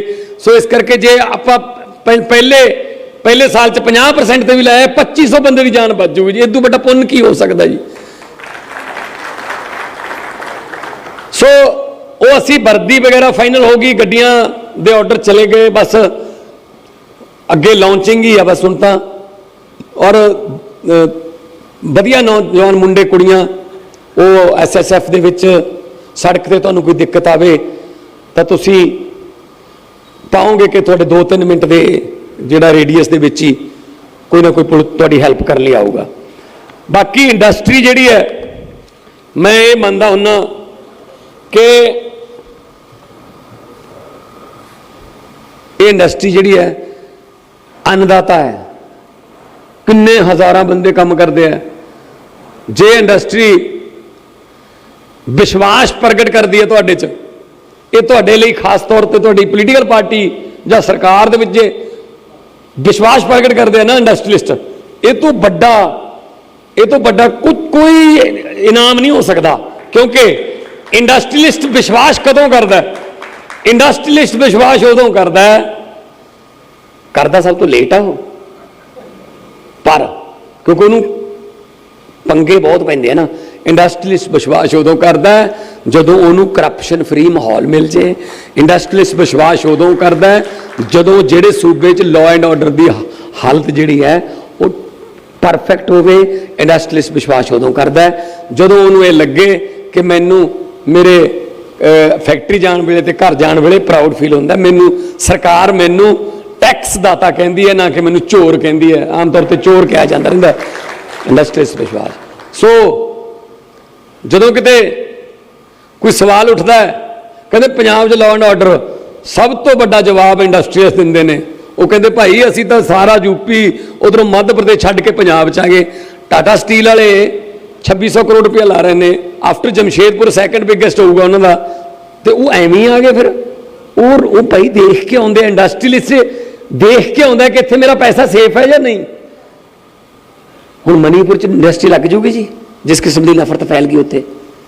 ਤੁਸੀਂ ਇਹ ਇੰਡਸਟਰੀਲਿਸਟ ਕਹਿੰਦਾ ਮੈਂ ਇਹਨਾਂ 'ਚ ਜਦੋਂ ਕੀ ਲੈਣਾ ਯਾਰ, ਉੱਥੇ ਲੜਾਈ ਨਾ ਹੋਵੇ, ਉੱਥੇ ਸਟ੍ਰਾਈਕਾਂ ਨਾ ਹੋਣ, ਉੱਥੇ ਮਾਰ ਧਾੜ ਨਾ ਹੋਵੇ, ਮੈਂ ਉੱਥੇ ਕੰਮ ਕਰਾਂ ਤੇ ਮੇਰਾ ਪ੍ਰੋਡਕਸ਼ਨ ਜਿਹੜੀ ਹੈ ਉਹ ਸਰਕਾਰ ਵਧਾਉਣ ਦੇ ਵਿੱਚ ਸਾਡੀ ਹੈਲਪ ਕਰਦੀ ਹੋਵੇ ਤਾਂ ਇੰਡਸਟਰੀਲਿਸਟ ਵਿਸ਼ਵਾਸ ਕਰਦਾ ਜੀ। ਸੋ ਅਸੀਂ ਬਹੁਤ ਲੱਕੀ ਹਾਂ ਇਸ ਮਾਮਲੇ 'ਚ। ਦਿੱਲੀ ਦਾ ਇੰਡਸਟਰੀਲਿਸਟ ਵੀ ਅਰਵਿੰਦ ਕੇਜਰੀਵਾਲ 'ਚ ਵਿਸ਼ਵਾਸ ਕਰਦਾ। ਤੁਸੀਂ ਸਾਡੇ 'ਚ ਵਿਸ਼ਵਾਸ ਜਤਾ ਰਹੇ ਹੋ। ਹਾਂ ਤਾਂ 1.5 ਸਾਲ ਹੀ ਹੋਇਆ ਇਹਨਾਂ ਨੂੰ, ਉੱਥੇ 8 ਸਾਲ ਹੋ ਗਏ, ਔਰ ਇਹਨਾਂ ਨੇ ਐਸੇ ਕਮਾਲ ਦੇ ਆਈਡੀਏ ਉੱਥੇ ਕੱਢੇ ਹੋਏ ਨੇ। ਉਦੋਂ ਬੈਟ ਸੀ, ਹੁਣ ਤਾਂ GST ਆ ਗਿਆ, ਤਾਂ ਬੈਟ ਸੀ 12.5%। ਤਾਂ ਇਹਨਾਂ ਨੇ ਮਨੀਸ਼ ਸਿਸੋਦੀਆ ਜੀ ਉਦੋਂ ਫਾਈਨਾਂਸ ਮਿਨਿਸਟਰ ਸੀ ਨਾਲ, ਤਾਂ ਇਹਨਾਂ ਨੇ ਬੁਲਾ ਲਏ ਸਾਰੇ ਇੰਡਸਟਰੀਸਟ। ਹਾਂ ਵੀ ਕਹਿੰਦੇ ਜੀ ਬੈਟ ਘਟਾ ਦਿਓ, ਇੰਸਪੈਕਟਰਾਂ ਦੀਆਂ ਰੇਟਾਂ ਬੰਦ ਕਰਾ ਦਿਓ। ਇਹਨਾਂ ਨੇ ਉੱਦਾਂ ਹੀ ਆਰਡਰ ਦਿੱਤੇ ਜਿੱਦਾਂ ਆਪਾਂ ਕਰਦੇ ਹਾਂ ਅੱਜ, ਇੱਦਾਂ ਹੀ ਬਹਿ ਗਏ ਸੀ। ਕਹਿੰਦੇ ਵੀ ਇੰਸਪੈਕਟਰ ਦੀ ਕੋਈ ਰੇਟ ਨਹੀਂ ਹੋਊਗੀ। ਬੈਟ 12.5% ਤੋਂ ਘਟਾ ਕੇ 7%, 5% ਕਰਤਾ, 7.5% ਬੈਟ ਘਟਾਤਾ। ਪਰ ਨਾਲ ਇਹ ਕਹਿਤਾ ਲੈ ਹੁਣ ਨਾ ਇਮਾਨਦਾਰੀ ਨਾਲ ਟੈਕਸ ਭਰ ਦਿਓ। ਤੁਸੀਂ ਯਕੀਨ ਕਰਿਓ 7.5% ਬੈਟ ਘਟਾ ਕੇ ਦਿੱਲੀ ਗਵਰਨਮੈਂਟ ਦਾ 2000 ਕਰੋੜ ਦਾ ਰੈਵਨਿਊ ਵੱਧ ਗਿਆ ਜੀ। ਜਦੋਂ ਇੰਡਸਟਰੀਲਿਸਟ ਨੂੰ, ਜਦੋਂ ਮੁਲਾਜ਼ਮ ਨੂੰ, ਜਦੋਂ ਕਿਸੇ ਸੂਬੇ ਦੇ ਨਾਗਰਿਕਾਂ ਨੂੰ ਇਹ ਯਕੀਨ ਹੋ ਜੇ ਕਿ ਜਿਹੜਾ ਮੈਂ ਟੈਕਸ ਦਿੰਨਾ ਇਹ ਕਿਸੇ ਨਾ ਕਿਸੇ ਫੈਸਿਲਿਟੀ ਦੇ ਰੂਪ 'ਚ ਮੇਰੇ ਤੇ ਹੀ ਵਾਪਸ ਆਊਗਾ, ਤਾਂ ਉਹ ਟੈਕਸ ਦੇਣ ਲੱਗ ਜਾਂਦੇ ਆ। ਅੰਮ੍ਰਿਤਸਰ ਵਾਲੇ ਤਾਂ ਦਾਨੀ ਨੇ, ਦੇਖੋ ਸਰ ਕੁਝ ਨਹੀਂ ਮੰਗਿਆ, ਹਰੇਕ ਨੇ ਕਿਹਾ ਪੈਸੇ ਦੇਵਾਂਗੇ, ਸਾਥੋਂ ਲੈ ਲਓ, ਸਾਥੋਂ ਲੈ ਲਓ, ਬਸ ਸਾਨੂੰ ਮਿਲ ਲਓ 19 ਤਰੀਕ ਨੂੰ। ਅਸੀਂ ਤਾਂ ਬੈਠੇ ਆ ਵੀ ਆਹ ਗਲੀਆਂ ਸਾਈਂ ਕਰ ਦਿਓ, ਸਾਥੋਂ ਪੈਸੇ ਲੈ ਲਓ, ਸਾਨੂੰ ਕੋਈ ਸਬਸਿਡੀ ਨਹੀਂ ਚਾਹੀਦੀ। ਇਹ ਅੰਮ੍ਰਿਤਸਰ ਵਾਲੇ ਤਾਂ ਸਰ ਇੱਥੇ ਤਾਂ ਦੁਨੀਆ ਮੰਗਣ ਹੁੰਦੀ ਹੈ ਸਰ। ਇੱਥੋਂ ਦੇ ਲੋਕ ਤਾਂ ਦਾਤਾ ਹੀ ਹੈਗੇ ਹੀ ਨੇ, ਧਰਤੀ ਦਾਤਾ ਜਿਹੜੀ ਹੈ ਇਹ ਬਰਕਤ ਵਾਲੀ ਹੈ। ਸੋ ਇਹ ਤੁਹਾਨੂੰ ਡਿਪਾਰਟਮੈਂਟ ਆਫ ਲੇਬਰ ਦਾ ਜਿੰਨੇ ਵੀ ਇਹ ਮੈਂ ਸਾਰੇ ਇਹ ਮੈਂ ਅੱਜ ਤੋਂ ਨਹੀਂ, ਮੈਂ ਤਾਂ ਪਿਛਲੇ 4 ਮਹੀਨੇ ਤੋਂ ਲੱਗੇ, ਮੇਰੇ ਮੂੰਹ ਜਵਾਨੀ ਯਾਦ ਨੇ ਸਾਰੇ। ਮੈਂ ਬਣਵਾਏ ਨੇ ਇਹ ਕਹਿ ਕੇ। ਮੈਂ ਇਹ ਨਹੀਂ ਕਿਹਾ ਕਿ ਅੱਜ ਆਓ ਮੇਰਾ ਅਫਸਰ ਪੜ੍ਹ ਦੂਗਾ ਮੈਂ ਕਹਿ ਦੂੰਗਾ। ਮੇਰੇ ਕੱਲੀ ਮੇਰੇ ਲਾਈਨ ਯਾਦ ਹੈ ਕਿ ਕਿਵੇਂ ਕਰਨਾ ਹੈ। ਕਿ ਚੌਂਕੀਆਂ 14 ਖੋਲੀਆਂ, ਹਾਂ 14 ਚੌਂਕੀਆਂ। ਮੁਹਾਲੀ ਵਾਲੇ ਕਹਿੰਦੇ ਸਾਨੂੰ ਥਾਣਾ ਹੀ ਦੇ ਦਿਓ, ਇੰਡਸਟਰੀਅਲ ਥਾਣਾ। ਅਸੀਂ ਕਿਹਾ ਪਹਿਲਾਂ ਇੰਡਸਟਰੀਅਲ ਥਾਣਾ, ਉੱਥੇ ਥਾਣੇ ਦੀ ਵੀ ਪਰਮਿਸ਼ਨ ਦੇਤੀ। ਸੋ ਹੋਮ ਨਾਲ ਰਿਲੇਟਡ, ਬਿਜਲੀ ਨਾਲ ਰਿਲੇਟਡ, ਲੋਕਲ ਬਾਡੀਜ਼ ਨਾਲ ਰਿਲੇਟਡ, ਸੜਕਾਂ ਨਾਲ ਰਿਲੇਟਡ ਜਿੰਨੀ ਵੀ ਪਾਲਿਸੀਆਂ ਨੇ ਸਾਰੀਆਂ ਤੁਹਾਡੇ ਨਾਲ ਪੁੱਛ ਕੇ ਨੇ। ਨਾਲ ਹੋਰ ਦਰਵਾਜ਼ੇ ਬੰਦ ਨਹੀਂ ਕੀਤੇ, ਦਰਵਾਜ਼ੇ ਖੁੱਲੇ ਨੇ। ਕਈ ਚੀਜ਼ਾਂ ਦਾ ਬਾਹ ਪਿਆ ਜਾਣੀਏ ਜਾਂ ਰਾਹ ਪਿਆ ਜਾਣੀਏ, ਪੰਜਾਬੀ ਦੀ ਕਹਾਵਤ ਹੈ। ਕਈ ਚੀਜ਼ਾਂ ਦਾ ਇਸਤੇਮਾਲ ਕਰਕੇ ਪਤਾ ਲੱਗਦਾ ਹੈ ਕਿ ਇਹ 'ਚ ਗਲਤੀ ਕੀ ਰਹਿ ਗਈ। ਆ ਕਾਰਾਂ ਬਣਾਉਂਦੇ ਨੇ ਵੱਡੀਆਂ ਕੰਪਨੀਆਂ ਵਾਲੇ, ਪਹਿਲਾਂ ਕਾਰਾਂ ਭੰਨ ਕੇ ਦੇਖਦੇ ਆ ਨਾ, ਐਕਸੀਡੈਂਟ ਕਰਕੇ ਦੇਖਦੇ ਆ ਉਹਦਾ ਕਿਹੜਾ 에ਅਰ ਬੈਗ ਖੁੱਲਦਾ ਜਾਂ ਨਹੀਂ ਖੁੱਲਦਾ। ਸੋ ਟੈਸਟ ਓਕੇ, ਟੈਸਟਡ ਹੋ ਕੇ ਫਿਰ ਪਬਲਿਕ ਜਾਂਦਾ ਹੈ। ਸੋ ਅਸੀਂ ਪਾਲਿਸੀ ਬਣਾ ਲਈ ਇੰਡਸਟਰੀ ਦੀ, ਤੁਸੀਂ ਇਹਨੂੰ ਇਸਤੇਮਾਲ ਕਰੋ। ਕੋਈ ਕਮੀ ਜਾਂ ਕੋਈ ਦਿੱਕਤ ਆ ਰਹੀ ਹੈ ਇਹਨੂੰ ਇਸਤੇਮਾਲ ਕਰਨ ਵੇਲੇ ਸਾਡੇ ਨਾਲ ਆ ਕੇ ਦੁਬਾਰਾ ਬਹਿ ਜਿਓ, ਆਪਾਂ ਚੇਂਜ ਕਰ ਦਾਂਗੇ। ਤੁਹਾਡੇ ਮੁਤਾਬਕ ਕਰਨਾ ਅਸੀਂ ਬਦਲ ਦਾਂਗੇ। So life change is a life 'ਚ ਚੇਂਜ ਜਿਹੜੀ ਹੈ ਆ ਚੇਂਜ ਹੀ ਤਾਂ ਲਿਆਂਦੀ ਹੈ। ਫਿਰ ਤੁਸੀਂ ਪੰਜਾਬ 'ਚ ਜਦੋਂ ਆਏ ਅਸੀਂ ਬਦਲਾਅ ਦੇ ਨਾਂ ਤੇ ਆ, ਤਾਂ ਫਿਰ ਬਦਲਾਅ ਕਿਉਂ ਨਹੀਂ ਕਰਾਂਗੇ ਅਸੀਂ। ਫਿਰ ਮੈਂ ਰੋਜ਼ ਇੰਡਸਟਰੀਲਿਸਟਾਂ ਨੂੰ ਮਿਲਦਾ, ਚਾਹੇ ਉਹ ਟੂਰਿਸਟ ਸਮਿਟ ਹੋਵੇ, ਚਾਹੇ ਇਨਵੈਸਟ ਪੰਜਾਬ ਹੋਵੇ, ਰੋਜ਼ ਮਿਲਦਾ ਮੈਂ। ਔਰ ਮੈਂ ਆਪ ਕਹਿਣਾ ਕਿ ਆਓ ਵੈਲਕਮ। ਤੇ ਉਹ ਕਹਿੰਦੇ ਨੇ 50,800 ਤੋਂ 840 ਕਰੋੜ ਦੇ ਨੇੜੇ ਤੇੜੇ ਸਾਡੇ ਕੋਲ ਇਨਵੈਸਟ ਪੰਜਾਬ 'ਚ ਆ ਗਿਆ। ਅਸੀਂ ਅਜੇ 11, 12, 13 ਇਨਵੈਸਟ ਜਿਹੜਾ ਟੂਰਿਸਟ ਸਬਮਿਟ ਕੀਤਾ ਹੈ ਮੁਹਾਲੀ 'ਚ। ਤੁਸੀਂ ਬਿਲੀਵ ਕਰਿਓ ਅਸੀਂ MOU ਯਕੀਨ ਨਹੀਂ ਰੱਖਦੇ, ਮੈਮੋਰੈਂਡਮ ਆਫ ਅੰਡਰਸਟੈਂਡਿੰਗ ਸਾਡੇ ਤਾਂ ਦਿਲ ਨਾਲ ਹੁੰਦੇ ਨੇ ਸਮਝੌਤੇ। ਆ 50,000 ਕਰੋੜ ਵੀ MOU ਨਹੀਂ, ਆ ਗਿਆ, ਲੱਗ ਗਿਆ, 2.5 ਲੱਖ ਬੱਚੇ ਨੂੰ ਕੰਮ ਮਿਲੂਗਾ। ਆ ਹੁਣ 2 ਦਿਨ ਦਾ ਸਬਮਿਟ, 3 ਦਿਨ ਦਾ ਸਬਮਿਟ ਹੋਇਆ, ਹੁਣ ਤੱਕ 1200 ਤੋਂ 1500 ਕਰੋੜ ਰੁਪਏ ਦਾ ਉਹ ਇੰਡਸਟਰੀਲਿਸਟ ਕਹਿੰਦੇ ਅਸੀਂ ਇੱਥੇ ਆਵਾਂਗੇ ਜੀ, ਅਸੀਂ ਪੰਜਾਬ ਦੇ ਵਿੱਚ ਇਨਵੈਸਟ ਕਰਾਂਗੇ। ਚਾਹੇ ਹੋਟਲ ਦੇ ਵਿੱਚ ਆਉਣ, ਚਾਹੇ ਉਹ ਫਿਲਮ ਸਿਟੀ ਦੇ ਰੂਪ 'ਚ ਆਉਣ, ਚਾਹੇ ਵਾਟਰ ਸਪੋਰਟਸ ਦੇ ਵਿੱਚ ਆਉਣ, ਚਾਹੇ ਉਹ ਜਿਹੜੇ ਮਰਜ਼ੀ ਇਕੋ ਟੂਰਿਜ਼ਮ 'ਚ ਆਉਣ, ਜਿਵੇਂ ਮਰਜ਼ੀ ਆਉਣਗੇ। ਅੰਮ੍ਰਿਤਸਰ ਵਾਲਾ ਉੱਥੇ ਐਲਾਨ ਕੀਤਾ ਸੀ ਮੈਂ ਕਿ ਆਪਾਂ ਇਹੋ ਜਿਹਾ ਚੀਜ਼ ਬਣਾਈਏ ਕਿ ਲੋਕ ਇੱਥੇ ਆ ਕੇ ਆਪਣੀਆਂ ਖੁਸ਼ੀਆਂ ਮਨਾਉਣ ਤੇ ਨਾਲ ਦਰਬਾਰ ਸਾਹਿਬ ਮੱਥਾ ਟੇਕਣ, ਨਾਲ ਸ਼ਹੀਦਾਂ ਦੀਆਂ ਯਾਦਗਾਰਾਂ ਦੇਖਣ। ਤੇ ਇਹ ਸ਼ਹਿਰ ਵਾਸਤੇ ਤਾਂ ਵੈਸੇ ਹੀ ਕੋਈ ਪੁੰਨ ਲੱਗ ਜੇ, ਪ੍ਰਮਾਤਮਾ ਸੇਵਾ ਕਰਵਾ ਲੇ ਸ਼ਹਿਰ ਵਾਸਤੇ। ਇੱਕ ਹੋਰ ਤੁਹਾਡੇ ਸ਼ਹਿਰ 'ਚ ਨਵੀਂ ਅੱਜ ਮੈਂ ਦੱਸਣ ਲੱਗਿਆ ਕਿ ਜਿਹੜੀਆਂ ਬੜੀ ਪੋਲੂਸ਼ਨ ਦੀ ਤੇ ਆਟੋ ਰਿਕਸ਼ੇ ਬਹੁਤ ਜ਼ਿਆਦਾ ਉਹਨਾਂ ਦੀ ਪ੍ਰੋਬਲਮ ਹੈ। ਅਸੀਂ ਇਸ ਸ਼ਹਿਰ ਦੇ ਵਿੱਚ 2 ਸ਼ਹਿਰ ਚੁਣੇ ਨੇ ਹਜੇ ਪਾਇਲਟ ਦੇ ਵਜੋਂ, ਪਟਿਆਲਾ ਤੇ ਅੰਮ੍ਰਿਤਸਰ। ਤੇ ਅਸੀਂ ਤੁਹਾਡੇ ਸ਼ਹਿਰ ਦੇ ਵਿੱਚ ਬਹੁਤ ਹੀ ਸ਼ਾਨਦਾਰ ਵਹੀਕਲ, ਜਿਵੇਂ ਬੱਸਸ ਜਿਹੜੀਆਂ ਇਲੈਕਟ੍ਰਿਕ ਬੱਸਸ ਸ਼ਟਲ ਬੱਸਾਂ ਚਲਾ ਰਹੇ ਤੁਹਾਡੇ ਸ਼ਹਿਰ 'ਚ। ਸ਼ਟਲ ਬੱਸਸ 에ਅਰਪੋਰਟ ਤੋਂ ਬੱਸ ਸਟੈਂਡ ਤੋਂ ਦਰਬਾਰ ਸਾਹਿਬ ਤੋਂ ਦੁਰਗਿਆਨਾ ਮੰਦਿਰ ਤੋਂ ਬਾਘਾ ਬਾਰਡਰ, ਰਾਮ ਤੀਰਥ, ਫਿਰ ਇੱਦਾਂ ਹਰ 10-10 ਮਿੰਟ ਬਾਅਦ 5-5 ਮਿੰਟ ਬਾਅਦ ਤੁਹਾਨੂੰ 15 ਸੀਟਰ 20 ਸੀਟਰ 30 ਸੀਟਰ ਉਹ ਰੂਟ ਤੇ ਡਿਪੈਂਡ ਕਰਦਾ ਸੜਕਾਂ ਕਿਹੋ ਜਿਹੀਆਂ ਨੇ। ਨਵੀਆਂ ਬਿਲਕੁਲ ਲੇਟੈਸਟ ਮਾਡਲ ਦੇ ਈ ਵਹੀਕਲ, ਸਾਡੀ ਮੀਟਿੰਗ ਹੋ ਗਈ, ਜਿੰਨੇ ਵੀ ਈ ਵਹੀਕਲ ਬਣਾਉਂਦੇ ਨੇ ਇੰਡੀਆ 'ਚ ਅਸੀਂ ਉਹਨਾਂ ਤੋਂ ਉਹ ਲੈ ਲਈ ਹੈ ਕਿ ਤੁਸੀਂ ਸਾਨੂੰ ਜਿਹੜੇ ਪ੍ਰੈਜੈਂਟੇਸ਼ਨ ਦੇ ਦਿਓ, ਉਹ ਕਰਾਂਗੇ। ਅੰਮ੍ਰਿਤਸਰ ਸਾਹਿਬ ਤੋਂ ਸ਼ੁਰੂ ਕਰਾਂਗੇ ਇਹ ਜਿਹੜਾ।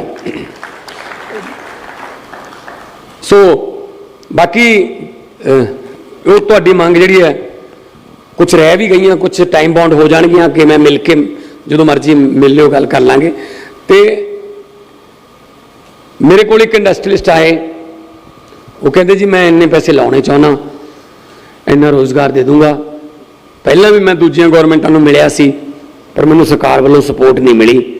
ਸਰਕਾਰ ਵੱਲੋਂ ਸਪੋਰਟ ਦਿਓ ਜੀ। ਮੈਂ ਕਿਹਾ ਜੀ ਬਿਲਕੁਲ ਸਰਕਾਰ ਵੱਲੋਂ ਪੂਰੀ ਸਪੋਰਟ ਮਿਲੂਗੀ। ਫਿਰ ਕਹਿੰਦਾ ਜੀ ਇੱਦਾਂ ਦੀ ਇੰਡਸਟਰੀ ਹੈ, ਕੰਮ ਦੇ ਦਾਂਗੇ ਜੀ ਬਹੁਤ ਮੁੰਡੇ ਕੁੜੀਆਂ ਨੂੰ, ਬਸ ਸਰਕਾਰ ਦੀ ਸਪੋਰਟ ਚਾਹੀਦੀ ਹੈ ਜੀ। ਮੈਂ ਕਿਹਾ ਬਿਲਕੁਲ ਸਰਕਾਰ ਦੀ ਸਪੋਰਟ ਮਿਲੂਗੀ। ਫਿਰ ਕਹਿੰਦਾ ਬਸ ਸਰਕਾਰ ਦੀ ਸਪੋਰਟ ਮਿਲ ਜੇ ਨਾ ਕਿਤੇ ਕਮਾਲ ਹੀ ਹੋ ਜਾਏ। ਮੈਂ ਕਿਹਾ ਸਪੋਰਟ ਮਿਲੂਗੀ, ਵਾਅਦਾ ਕਰਦੇ ਹੋ ਨਾ ਜੀ ਵੀ ਸਪੋਰਟ ਦੇਵੋਗੇ। ਮੈਂ ਸੋਚਿਆ ਯਾਰ ਸਪੋਰਟ, ਸਰਕਾਰ ਦੀ ਸਪੋਰਟ, ਇਹ ਤੇ ਬੜਾ ਇਹ ਜ਼ੋਰ ਦੇ ਕੇ ਬੋਲ ਰਿਹਾ ਹੈ। ਮੈਂ ਕਿਹਾ what kind of support you need, ਕਿਹੜੀ ਸਪੋਰਟ ਦੀ ਚਾਹੀਦੀ ਹੈ ਤੈਨੂੰ ਸਰਕਾਰ ਵੱਲੋਂ? ਮੈਂ ਕਿਹਾ ਚਲੋ ਬਿਜਲੀ ਬਾਰੇ ਕਹੂਗਾ ਜਾਂ ਜ਼ਮੀਨ ਸਸਤੀ ਦੇ ਦਿਓ। ਕਹਿੰਦਾ ਜੀ ਬਸ ਤੰਗ ਨਾ ਕਰਿਓ, ਆਹ ਸਪੋਰਟ ਚਾਹੀਦੀ ਹੈ। ਦੱਸੋ ਸਰਕਾਰਾਂ ਤੰਗ ਕਰਨ ਵਾਸਤੇ ਬਣਾਈਆਂ ਜੀ? ਕਹਿੰਦਾ ਪਹਿਲਾਂ ਵਾਲਿਆਂ ਨੂੰ ਮੈਂ ਬਹੁਤ ਵਾਰੀ ਮਿਲ ਕੇ ਗਿਆ, ਸਰਕਾਰ ਵੱਲੋਂ ਸਪੋਰਟ ਮਿਲੀ ਨਹੀਂ ਜੀ। ਇੰਡਸਟਰੀਲਿਸਟ ਇਸੇ ਗੱਲ ਤੋਂ ਡਰੀ ਜਾਂਦਾ ਹੈ ਕਿ ਤੰਗ ਨਾ ਕਰਿਓ। ਆ ਜਿਹੜੀਆਂ ਲਾਲ ਰੰਗ ਦੀਆਂ ਥੈਲੀਆਂ ਲੈ ਕੇ ਜਾਂਦੇ ਹੋ ਨਾ ਇਲੈਕਸ਼ਨਾਂ ਵੇਲੇ ਲੀਡਰਾਂ ਦੇ ਘਰਾਂ 'ਚ, ਤੁਸੀਂ ਕੋਈ ਉਹਨਾਂ ਦੀਆਂ ਪਾਲਿਸੀਆਂ ਨੂੰ ਥੋੜੀ ਪਿਆਰ ਕਰਦੇ ਹੋ। ਇਹ ਕਹਿਣ ਜਾਂਦੇ ਹੁੰਦੇ ਜੇ ਤੂੰ ਆ ਗਿਆ ਤੂੰ ਨਾ ਤੰਗ ਕਰੀ, ਜੇ ਤੂੰ ਆ ਗਿਆ ਤੂੰ ਨਾ ਤੰਗ ਕਰੀ, ਬਸ ਆਹੀ ਹੁੰਦਾ ਨਾ। ਸੋ ਭਾਈ ਇਹ ਤੁਹਾਡੀ ਸਰਕਾਰ ਹੈ, ਤੁਸੀਂ ਆਪਣੇ ਹਿਸਾਬ ਨਾਲ ਚਲਾਓ। ਅਸੀਂ ਕਿਸੇ ਨੂੰ ਤੰਗ ਕਰਨ ਵਾਸਤੇ ਨਹੀਂ, ਅਸੀਂ ਤਾਂ ਇੱਥੇ ਤੁਹਾਡੀਆਂ ਕਮਾਈਆਂ 'ਚ ਵਾਧਾ ਕਰਨ ਲਈ ਤੇ ਬਰਕਤਾਂ ਪਾਉਣ ਵਾਸਤੇ ਇੱਥੇ ਅਸੀਂ ਆਏ ਹਾਂ। ਸੋ ਮੈਂ ਤੁਹਾਨੂੰ ਮਿਲਦਾ ਰਹੂੰਗਾ, ਮੈਂ ਇੱਥੇ ਹੀ ਹਾਂ, ਜਦੋਂ ਮਰਜ਼ੀ ਤੁਸੀਂ ਮੇਰੇ ਕੋਲੇ ਆ ਜਾਓ। ਇੱਕ ਜਿਹੜਾ ਤੁਸੀਂ ਜਿਸ ਤਰ੍ਹਾਂ ਕਿਹਾ ਕਿ ਇੱਕ ਨੋਡਲ ਅਫਸਰ ਟੂਰਿਜ਼ਮ ਵਾਸਤੇ ਇੱਥੇ ਲਾ ਦਈਏ, ਬੜਾ ਵਧੀਆ ਆਈਡੀਆ, ਇਹਦੇ ਤੇ ਵੀ ਅਸੀਂ ਕੰਮ ਕਰਦੇ ਹਾਂ। ਤੇ ਦਿੱਲੀ 에ਅਰਪੋਰਟ ਤੇ ਵੀ ਅਸੀਂ ਇੱਕ ਜਗ੍ਹਾ ਲੈ ਲਈ ਹੈ ਅਰਾਈਵਲ ਤੇ। ਦਿੱਲੀ 에ਅਰਪੋਰਟ ਤੇ Punjab help centre Delhi airport ਤੇ ਅਸੀਂ ਖੋਲਾਂਗੇ, ਤਾਂ ਕਿ ਕੋਈ ਆਉਂਦਾ ਪੰਜਾਬ ਨੂੰ ਆਉਣਾ, ਉਹਨੇ ਕੋਈ ਦਿੱਕਤ ਆਉਂਦੀ ਹੈ, ਕੋਈ ਵੋਲਵੋ ਬੱਸਾਂ ਕਿੱਥੋਂ ਲੈਣੀਆਂ ਨੇ ਜਾਂ ਕਿਸੇ ਦੀ ਫਲਾਈਟ ਮਿਸ ਹੋ ਗਈ ਜਾਂ ਕੋਈ ਹੋਰ। ਤੇ ਬਾਕੀ ਅੰਮ੍ਰਿਤਸਰ ਸਾਹਿਬ ਤੇ ਮੋਹਾਲੀ, ਇਹਦੇ ਵਾਸਤੇ ਸਾਡੀ ਗੱਲ ਚੱਲ ਰਹੀ ਹੈ।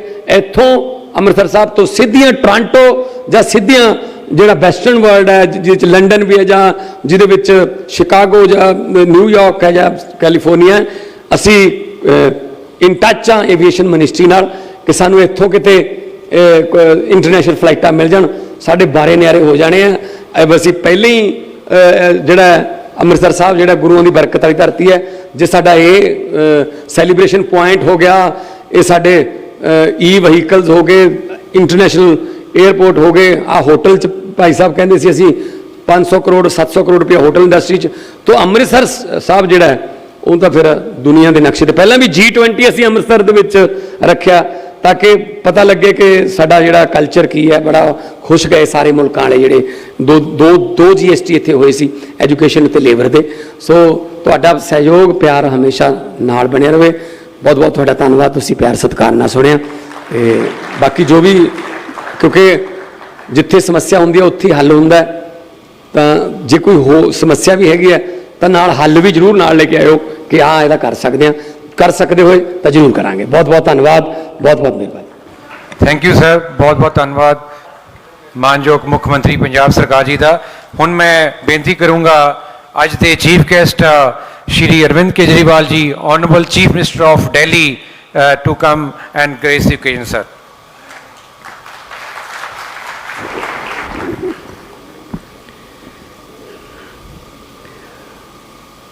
पंजाब के मानयोग मुख्यमंत्री और मेरे छोटे भाई भगवंत मान जी, हमारी मंत्री अनमोल गगन मान जी, मंच पे बैठे हुए हमारे सभी सम्मानित राज्यसभा मेंबर्स, चीफ सेक्रेटरी साहब, सभी ऑफिसर्स और अमृतसर के कोने कोने से आए हुए सभी व्यापारी और उद्योगपति दोस्तों, भाइयों, आप सब लोगों को मेरा नमस्कार, सबको मेरा प्रणाम, सत श्री अकाल। आज यहाँ आके और आप सब लोगों की बातें सुन के बहुत अच्छा लगा। अमृतसर गुरुओं की धरती, पवित्र धरती मानी जाती है और इस पवित्र धरती से, गुरुओं के आशीर्वाद से दो बड़े काम पिछले 2 दिन में हम लोगों ने शुरू किए हैं। कल हम लोगों ने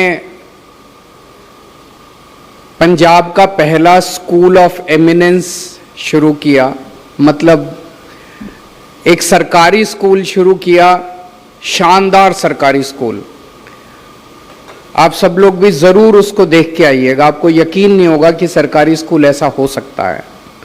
और मैं चैलेंज करता हूं कि पूरे पंजाब के अंदर कोई भी प्राइवेट स्कूल इंफ्रास्ट्रक्चर के मामले में उस सरकारी स्कूल को मात नहीं दे सकता। वो सभी प्राइवेट स्कूल से ज़्यादा अच्छा आपको दिखाई देगा।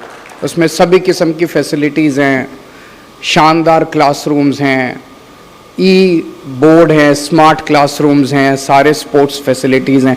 ऐसा सरकारी स्कूल आपने ज़िंदगी में नहीं देखा होगा, सरकारी तो छोड़ो, प्राइवेट स्कूल भी नहीं देखा होगा। तो कल पहला स्कूल हम लोगों ने शुरू किया और अब हमारा मिशन है कि पंजाब के सारे सरकारी स्कूल हमें वैसे ही बनाने हैं। हमारा मिशन है कि चाहे बच्चा गरीब के घर पैदा हो, चाहे अमीर के घर पैदा हो, उसे अच्छी शिक्षा देना किसी भी जिम्मेदार सरकार का काम है। शिक्षा जो है वो पैसे की मोहताज नहीं होनी चाहिए। तो अगर गरीबों के बच्चे आज सरकारी स्कूल में इसलिए जाते हैं, उनके पास पैसे नहीं होते, लेकिन अब ऐसे स्कूल बनाएंगे कि मैं चैलेंज के साथ कह सकता हूँ, यहाँ इस हॉल के अंदर, मैं जानता हूँ कि आप में से आप सब लोग जो हैं बहुत पैसे वाले लोग हैं, आधे से ज़्यादा लोग, अगर आधे से ज़्यादा लोगों को अपने बच्चों को सरकारी स्कूल में भर्ती नहीं करा दिया तो हमारी सरकार बनने का कोई फ़ायदा नहीं। और आज गुरुओं के आशीर्वाद से हम दूसरा अच्छा काम करने शुरू कर रहे हैं कि इंडस्ट्री और व्यापार को जो परेशानियां होती थी बहुत ज़्यादा, अभी अभी किसी ने मुझे बताया, यहाँ से शायद स्टील एंड फाउंड्री इंडस्ट्री के कोई थे, 882 यूनिट्स होती थी किसी ज़माने में और अब 126 बच गई हैं। तो हम तरक्की के रास्ते पे जा रहे हैं कि हम उल्टा जा रहे हैं? डेवलपमेंट बंद हो रहा है कि डेवलपमेंट हो रहा है? इसे चेंज करना है। पहले अगर 882 होती थी और हमारी सरकार 5 साल के अंदर अगर ये 2000 नहीं हुई तो फिर सरकार बनने का कोई फायदा नहीं है। मुझे याद है इसी हॉल के अंदर चुनाव के पहले हमने आप लोगों के साथ टाउन हॉल किया था और उस टाउन हॉल के अंदर आप में से कुछ लोग आए थे, आज कुछ लोग नए भी आए हैं। आप में से कई लोगों ने अपनी अपनी समस्याएं बताई थी, अपने अपने सुझाव दिए थे और यहाँ बैठ के मैं सारे सुझाव लिख रहा था, मेरे फ़ोन के ऊपर सारे मैंने लिखे हुए हैं। जितने सुझाव उस टाइम दिए थे, ये हमारी, मैं हमेशा कहता हूँ कि चुनाव के पहले पार्टियां घोषणा पत्र करती हैं, संकल्प पत्र करती हैं, फलाना करती हैं। हमने शुरू की थी गारंटी। अब कई सारी पार्टियों ने ये गारंटी शब्द भी चोरी कर लिया, वो भी कहने लगी हैं कि गारंटी गारंटी गारंटी। लेकिन जो हमारी गारंटी होती है वो केजरीवाल की गारंटी होती है। केजरीवाल की गारंटी और कोई पार्टी नहीं दे सकती। जो हम कहते हैं वो करते हैं।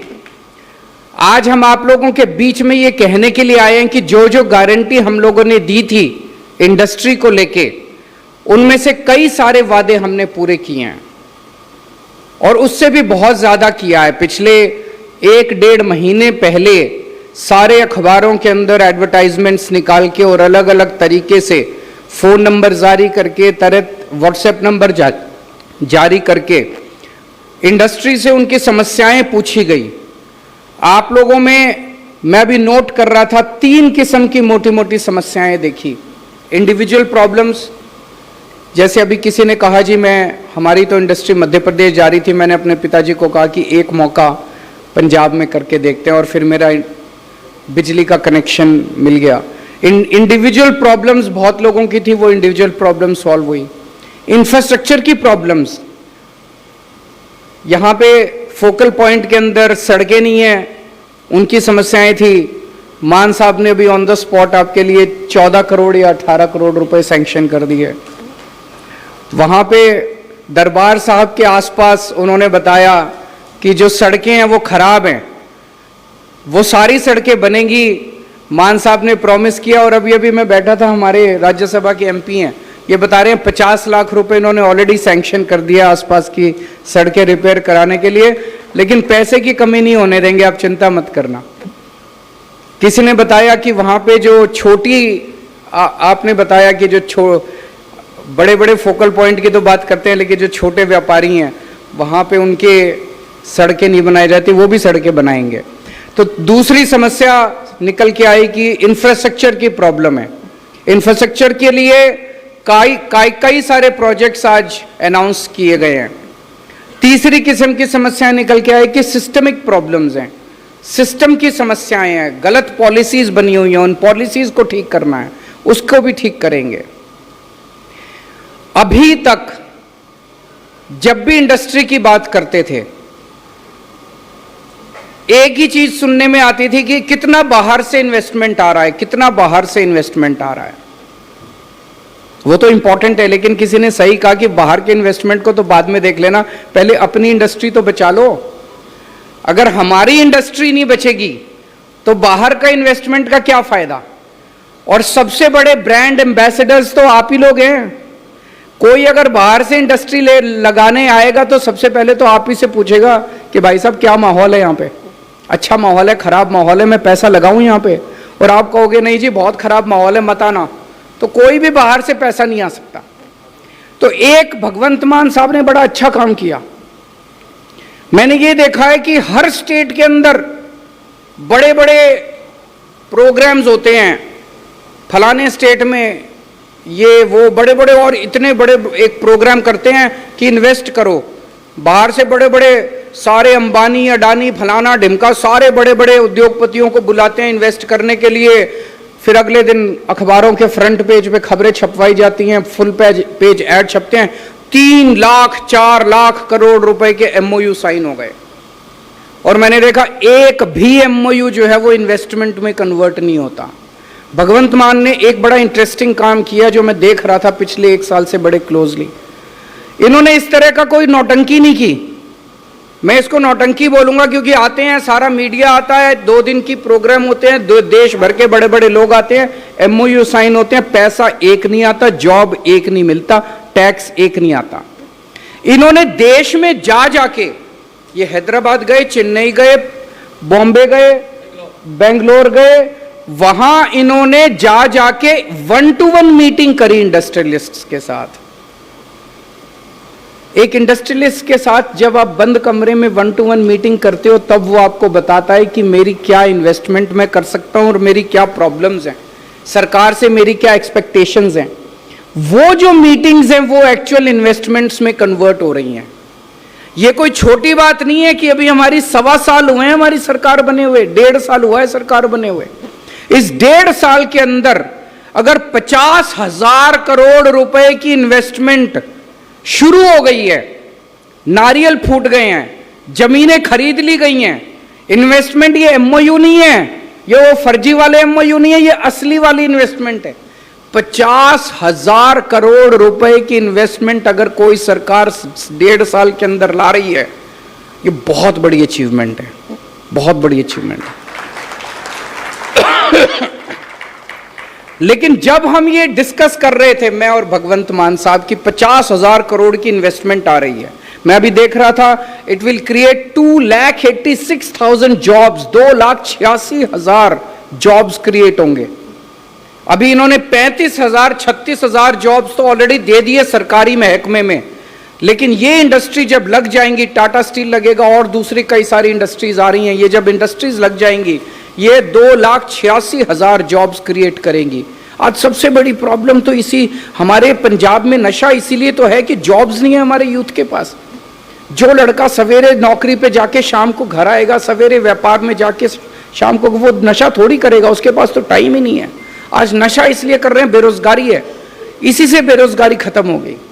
लेकिन जब हम ये डिस्कस कर रहे थे, सबसे बड़ी प्रॉब्लम हमें नजर जो आई कि अगर बाहर की इन्वेस्टमेंट तो आएगी, लेकिन जब तक सबसे बड़े इन्वेस्टर तो आप लोग हैं, आपने तो अपनी इन्वेस्टमेंट कर रखी है ऑलरेडी, और अगर आपको माहौल मिलने लगा तो अभी आपके पास, मेरे को पता है यहां जितने लोग बैठे हैं सबकी जेब में अच्छा खासा पैसा है।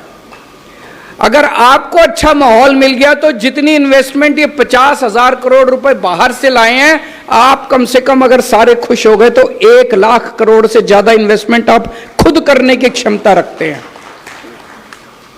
केवल इसकी बात नहीं कर रहा, पंजाब के अंदर अभी शाम को हम लोग जालंधर जा रहे हैं, कल लुधियाना जाएंगे, उसके बाद हम मोहाली जाएंगे। पंजाब के जितने इंडस्ट्रियलिस्ट्स हैं, पंजाब के अंदर आज जिन लोगों का स्टेक है, जिन लोगों का इंडस्ट्री और व्यापार में स्टेक है, अगर वो लोग माहौल से खुश हो गए और उनको लगने लगा कि उनकी इन्वेस्टमेंट सेफ है, मैं समझता हूं आप 1,00,000 1,50,000 करोड़ रुपए से ज्यादा का इन्वेस्टमेंट आज पंजाब के अंदर करने की क्षमता रखते हैं। इसीलिए हमारा मकसद है कि इंडस्ट्री को आज जो माहौल है उसको ठीक किया जाए। बीच में पिछले 15-20 साल के अंदर पंजाब के अंदर माहौल ऐसा हुआ कि सारी इंडस्ट्री पंजाब से निकल के दूसरे राज्यों में जाने लगे, मध्य प्रदेश जाने लगी, इधर जाने लगी, उधर जाने। इसको वापस लेके आना है और आप लोगों को यहीं रोकना है और आप लोगों को और इन्वेस्ट करने के लिए हमें तैयार करना है। तो हमारा एक मकसद आज की ये करने का था। मैंने जैसे बताया, जब मैं चुनाव के पहले मैं और भगवंत मान साहब आपके बीच में आए थे, हमने सारी समस्याएं नोट की थी। हमने कहा था ये तो करेंगे ही करेंगे, लेकिन उस दिन जब हम चुनाव के पहले आए थे, हम आपसे रिश्ता बनाने के लिए आए थे। ऐसा नहीं कि वो 4 समस्याएं, 5 समस्याएं, 10 समस्याएं, 15 समस्याएं, 20 समस्याएं अगर हमने सॉल्व कर दी तो बस जिंदगी की सारी प्रॉब्लम सॉल्व हो गई, ऐसा नहीं है। आज कुछ समस्याएं हैं, कल और नई समस्याएं निकलेंगी, परसों तीसरी नई समस्या निकलेगी। आज ये प्रोसेस हमने चालू किया है और हम कोशिश करेंगे, मेरी मान साहब से रिक्वेस्ट है कि हर 3-3, 4-4 महीने के अंदर ये बिजनेस वालों के साथ, इंडस्ट्री वालों के साथ इस तरह का डायलॉग होना चाहिए।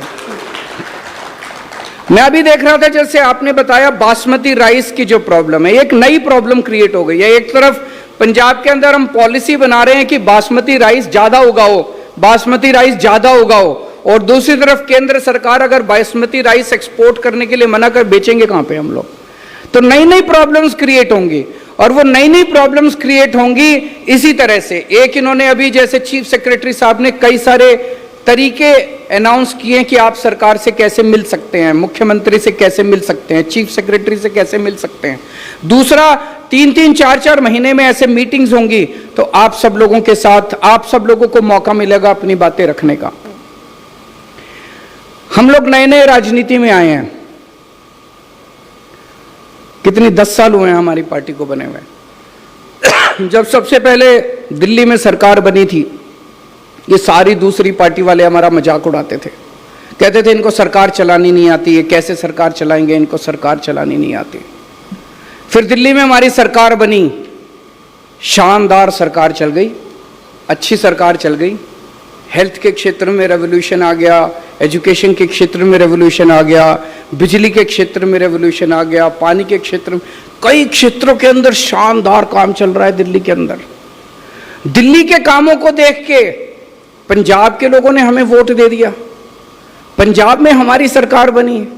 जब पंजाब में हमारी सरकार बनी और जब भगवंत मान साहब यहाँ के मुख्यमंत्री बने, कई लोग कहते थे ये तो आर्टिस्ट है, पता नहीं ये कैसे सरकार चलाएंगे, सरकार चला पाएंगे कि नहीं चला पाएंगे।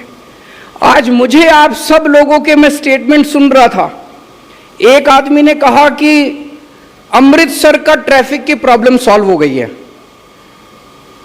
अगर अमृतसर की ट्रैफिक की प्रॉब्लम सॉल्व हो गई है तो हम दिल्ली वाले भी भगवंत मान साहब से सीखेंगे कि ट्रैफिक की प्रॉब्लम कैसे सॉल्व करनी है। किसी ने कहा कि सिविल एडमिनिस्ट्रेशन बहुत अच्छा हो गया है।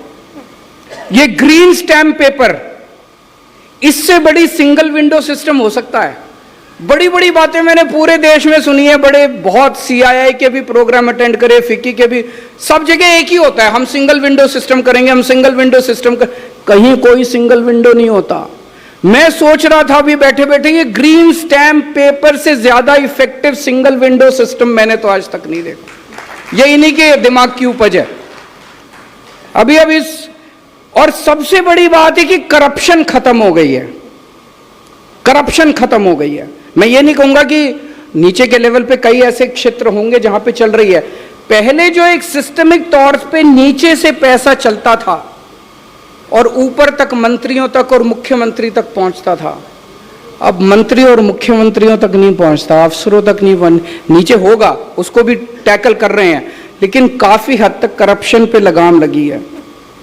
टूरिज्म के क्षेत्र में भी आप लोगों ने बताया कि बहुत शानदार काम चल रहा है। यहाँ पे टूरिज्म के कई सारे लोग आए थे जिन्होंने अपने MSME, पूरे देश में पिछले 1 साल के अंदर सबसे 3.25 लाख MSME के रजिस्ट्रेशन हुए हैं। That is the highest in the country.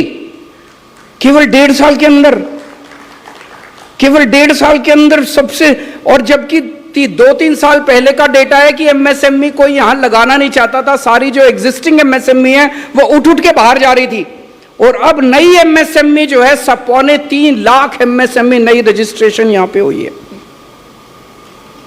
अभी जैसे उन्होंने बताया, कृष्ण कुमार जो इरिगेशन सेक्रेटरी हैं, उन्होंने बड़ा शानदार काम किया। ये बता रहे थे कि हमारी नहरें, हमारे पास पानी है, नहरें हैं, 30 से 40% पानी केवल इस्तेमाल हो रहा था। और मैं सुन के आश्चर्यचकित रह गया। अभी किसी ने कहा जी हमें ग्राउंड वाटर का प्रॉब्लम हो रही है, और कृष्ण कुमार सेक्रेटरी ने यहां पे खड़े होकर कहा कि चिंता मत करो, पानी है हमारे पास। ऐसा माहौल मैंने कहीं नहीं देखा कि कोई सरकारी अफसर खड़ा होकर कहे पानी मैं दूंगा, चिंता मत करो, पानी आ जाएगा आप लोगों के पास। ये कोई छोटी मोटी बात नहीं है। तो जो लोग 1 साल पहले, 1.5 साल पहले जब हमारी सरकार बनी, वो कहते थे भगवंत मान सरकार चला पाएंगे क्या, वो तो आर्टिस्ट हैं। आज मैं विश्वास के साथ आपकी बातें सुन रहा था, आपकी बातों से ये निकल के आ रहा है, perhaps he is one of the best administrators in the country. जिस तरह का एडमिनिस्ट्रेशन वो दे रहे हैं, मेरा छोटा भाई है, मैं प्यार करता हूं, लेकिन ये मैं अपनी आवाज, अपनी बात नहीं कह रहा, ये मैं आपकी बातों से कंक्लूड करके कह रहा हूं। पंजाब ने बहुत बड़े बड़े लीडर्स पैदा किए हैं, पंजाब ने इसके पहले बहुत बड़े बड़े मुख्यमंत्री भी पैदा किए हैं, लेकिन मुझे ये कहने में कोई गुरेज नहीं है कि he is proving to be one of the best chief ministers that Punjab has produced so far. मैंने सोशल मीडिया पे अभी देखा, पंजाब में बाढ़ आई, बाढ़ आती है क्या होता है, मुख्यमंत्री एक हेलीकॉप्टर लेता है, पूरा फोटो वोटो खिंचाता है, वीडियो खिड़की के पास बैठ के वीडियो खिंचाता है और फिर ट्वीट कर देता है, आज मैंने बाढ़ ग्रस्त इलाकों का दौरा किया। ऐसे ही होता है ना, स्टैंडर्ड है, स्टैंडर्ड SOP है। इन्होंने हेलीकॉप्टर से दौरा नहीं किया, इन्होंने अपनी पैंट ऊपर करी और पैंट ऊपर करके ये खुद कश्ती में बैठ के एक गांव में गए, और वो सीन सबने देखा जब छत के ऊपर लोग बैठे हुए थे और उन छत के ऊपर से लोगों को ये उतार के नीचे लाए। वो आ नहीं रहे थे, वो कह रहे थे नहीं हम अपना घर नहीं छोड़ना चाहते, हमारा सामान डूब जाएगा। उनको छत के ऊपर से लोगों को अपनी नाव में बिठा के लोगों को बचाने के लिए निकला था पंजाब का मुख्यमंत्री। पंजाब ने आज तक ऐसा मुख्यमंत्री नहीं देखा जो हेलीकॉप्टर से दौरे नहीं करता, वो जमीन के ऊपर, पानी के ऊपर उतर के और वो जाता है। आज बस मैं ज्यादा भाषण देने के लिए नहीं आया, मुझे बहुत खुशी हुई आज आप लोगों के साथ मिलके और आप लोगों के साथ मीटिंग करके। एक ही चीज कहना चाहता हूं, मैं भी इनकम टैक्स में पहले काम करता था। जितनी सरकारें आई, सब सरकारों ने व्यापारियों को और इंडस्ट्रियलिस्ट्स को शक की निगाहों से देखा है। वो सोचते हैं कि ये चोर हैं, जैसे इंडस्ट्रियलिस्ट को देखते हैं झपट्टा मार के पड़ती है पूरी सरकार, इसको लूट लो, नोच लो इसको, ऐसे ही होता है ना। नोचने के लिए नेता भी नोचने को बैठा है, अफसर भी नोचने को बैठा है, और सबको लगता है ये चोर है, इसने पता नहीं कितना कमा रखा है, इससे जितना नोच सकते हैं नोच लो। हम आपको चोर नहीं मानते, हम आपको अपना भाई मानते हैं, हम आपको अपना पार्टनर मानते हैं। हम ये मानते हैं कि आपके बिना पंजाब की तरक्की संभव नहीं है। अगर आप नहीं हैं तो पंजाब की तरक्की नहीं हो सकती। आपको खुश रखना, आप फलें फूलें, आगे बढ़े, तरक्की करें, खूब कमाएं, और उस कमाई में से थोड़ा बहुत टैक्स सरकार को दे दें और हमारे बच्चों को नौकरी दे दें, बस यही चाहते हैं हम लोग। बहुत बहुत शुक्रिया। बहुत बहुत धन्यवाद। Thank you so much all the dignity on stage and my industrial brother.